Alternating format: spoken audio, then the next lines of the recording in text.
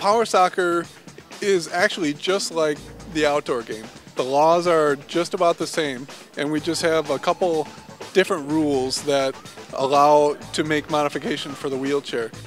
You know, we're such a sports culture, you know, and so here's a group of people who haven't had access to that, you know, who've been left on the sidelines, and now they have an opportunity to play the greatest sport in the world and go anywhere and play it.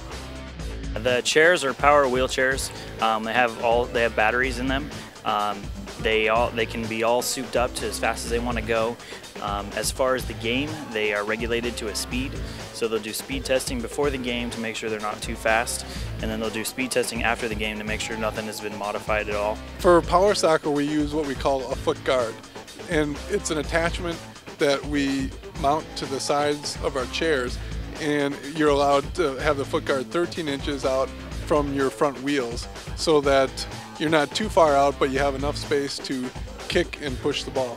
And what we do is, with the foot guard, we spin our chairs real fast in different directions, almost like a pinball flipper on a pinball machine, where you flip it and you go real fast and as the ball's coming in it, and you can get quite a bit of power if the ball is moving. You know, I had never been involved in sports as a kid, but there's something about the sport that really draws people in. And so I've really started encouraging other people I know who use power chairs to try it.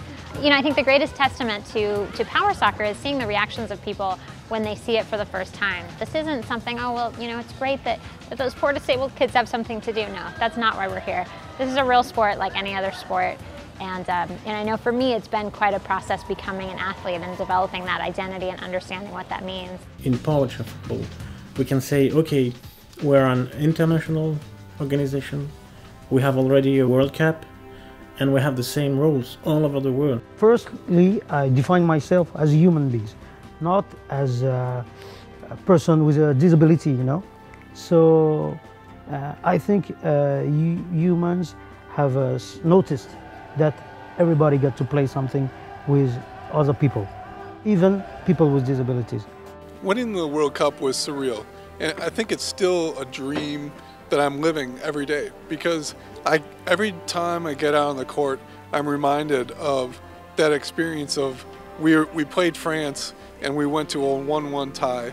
We went into overtime and it still was a 1-1 tie after that, and we went into a shootout, tied 4-4, and then we went to a sudden death, and on our second kick we blocked theirs and we won the game. And I remember winning the game.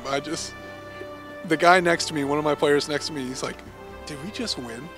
When the fans and the parents and people started coming out into the court to congratulate, the tears just started coming down. I got choked up just talking about it, because that's the kind of the energy and the passion that we put into the sport every day that we're out there playing and practicing. It's to fulfill that dream, because for people in power chairs, you never thought that something like that would be able to happen. That who knew that after my injury I'd be traveling around the country, playing football, playing soccer, and then traveling the world, going to all these different countries to be able to compete in a sport that the world loves, and to be able to people with disabilities are athletes, and that we do compete just like everybody else, and sometimes even better.